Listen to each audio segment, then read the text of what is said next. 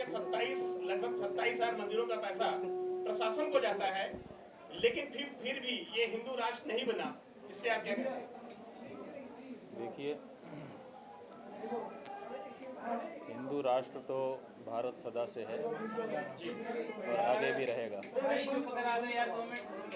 किसी व्यक्ति का, किसी संस्था का, किसी क्षेत्र विशेष का नाम कुछ भी हो, नाम होने से उसकी प्रकृति नहीं बदलती है।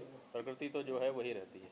तो ये जो देश है, इस देश की प्रकृति सनातन है, हिंदू है, इसीलिए इसका कुछ भी नाम रहे किसी भी समय, ये सदा से हिंदू रहा है और सदा ही हिंदू रहने वाला है। आपने अखंड भारत का भी मुद्दा उठाया था, तो उसके लिए क्या कहना चाहिए? देखिए, अखंड भारत का मुद्दा इसलिए उठाया कि ये कहा गया था कि हिंदू मुसलमान साथ साथ नहीं रह सकते। हमें तो कोई दिक्कत नहीं थी, हमें माने हम हिंदुओं को, लेकिन कुछ मुस्लिम भाई जिनका नेतृत्व जिन्ना साहब कर रहे थे, उन्होंने कहा कि नहीं, हम संभव नहीं है साथ में रहना, इसलिए हमारे लिए तो बांट दो। तो उनके लिए बांट दिया गया।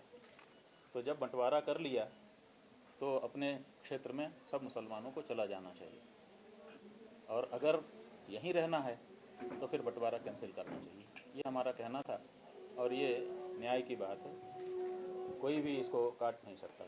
गुरु जी, जिस तरह से यहाँ पर भी भारत में हिंदुओं की आबादी घटती जा रही है, मुसलमानों की आबादी बढ़ती जा रही है, दूसरी तरफ आप अखंड भारत की बात कर रहे हैं, ये कहाँ तक संभव है? देखिए, हम जो बात कर रहे हैं वो आबादी बढ़ने और घटने की नहीं कर रहे हैं।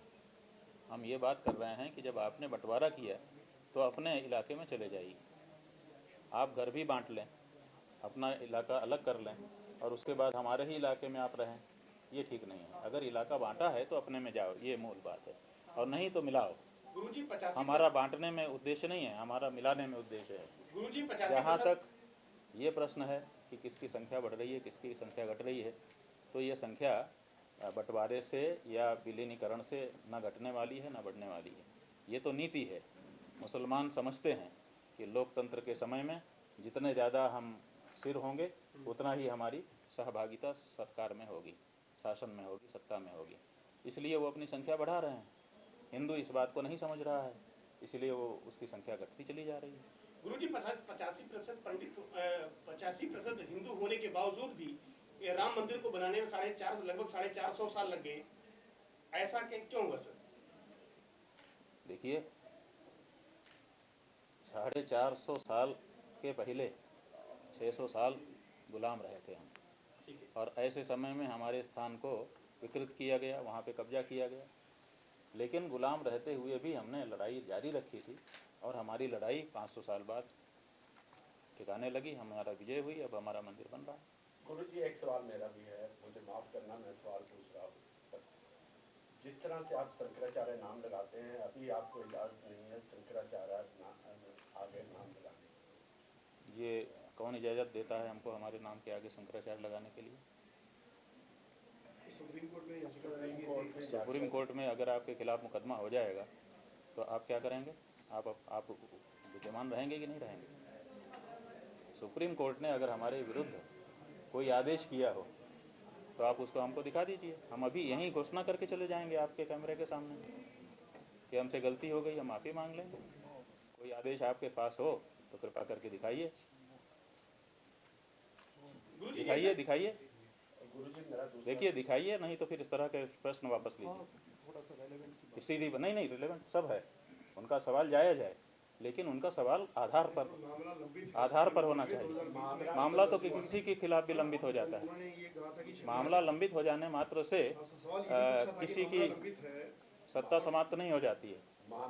अगर कोई आदेश हो गया हो मुकदमे में तो आप बताइए। मामला तो हमने किया हुआ है। जो कोई व्यक्ति बिना कारण के अपने को शंकराचार्य कह रहा था, उसको रोकने के लिए हमने मामला किया हुआ है। हमारा अधिकार है कि अगर कोई दूसरा व्यक्ति अपने को प्रोक्लेम कर रहा है तो हमको रिस्ट्रेन करें हम, और उसके लिए हमने मामला किया हुआ है। उसमें हमारा क्या दोष है?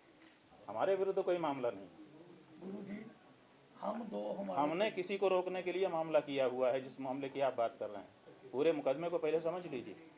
हमारे विरुद्ध किसी ने नहीं किया है, हमने किसी के विरुद्ध किया है वो लंबित है और उनको अंतरिम रूप से निषेध कर दिया गया है। मुझे लास्ट क्वेश्चन, लगभग 27,000 मंदिरों का पैसा प्रशासन के अकाउंट में जाता है और किसी समुदाय का पैसा प्रशासन के अकाउंट में क्यों नहीं जाता? भाई ये हमारी कमजोरी है। हमने सरकार को अपनी सरकार समझ रखा है, जबकि सरकार धर्मनिरपेक्ष है। जब धर्मनिरपेक्ष है सरकार तो धार्मिक स्थानों में उसको बिल्कुल नहीं जाना चाहिए। अगर किसी मुसलमान के यहाँ नहीं गई है, ईसाई के यहाँ नहीं गई है, सिख के यहाँ नहीं गई है तो बिल्कुल सही किया है सरकार ने, नहीं जाना चाहिए। लेकिन हिंदुओं के यहाँ क्यों गई है? क्योंकि हिंदू स्वयं मांग कर देता है कि हमारे पंडा, हमारे पुजारी, हमारे धर्माचार्य गलत कर रहे हैं, सरकार हस्तक्षेप करे, और इसीलिए सरकार को मौका मिल जाता है, सरकार जाके घुस जाती है। ये हिंदुओं की कमी से हुआ है। सरकार आज हिंदू खड़ा हो जाए कि नहीं हम अपने मंदिर को स्वयं मेंटेन करेंगे, सरकार का कोई राइट नहीं है, कोई नैतिकता नहीं है, कोई कानून नहीं। गाय माता को राजमाता कब घोषित किया गया? गाय माता को राजमाता कब घोषित किया गया? धन्यवाद जी। गुरुजी क्वेश्चन मेरा, हम दो हमारे दो, सरकार कहती है मुसलमानों के लिए ये कानून क्यों नहीं लागू? ये सरकार की नपुंसकता है कि जो कहती है देशवासियों को वो एक रूप से नहीं देखती है। अगर देश में कोई कानून बनता है, कोई नीति बनती है तो सबके लिए लागू होनी चाहिए। हर हर महादेव, हर हर महादेव, हर हर महादेव। या तो आप ये करो मत, और कर रहे हो तो करने दो बात कर। हाँ, जिस तरह से गाय माता आज देखा आपने, भाई इसीलिए अब हम लोग जो अगली गोपाष्टमी आ रही है, कार्तिक के शुक्ल पक्ष की अष्टमी, इसको गोपाष्टमी कहा जाता है, जिस दिन गौ माता की पूजा होती है। उस गोपाष्टमी के दिन हम लोग केंद्र की सरकार से ये मांग करने जा रहे हैं दिल्ली में इकट्ठे होकर के कि गौ माता को राष्ट्रमाता का दर्जा दो। क्योंकि टैक्स कलेक्शन कर रही है सरकार, हर एक स्टेट में गौ के नाम पर टैक्स लिया जाता है, लेकिन गौ सेस लिया जाता है, लेकिन गौ की ठीक है, ये गड़बड़ी है, इसके लिए जवाबदेही तय की जानी चाहिए।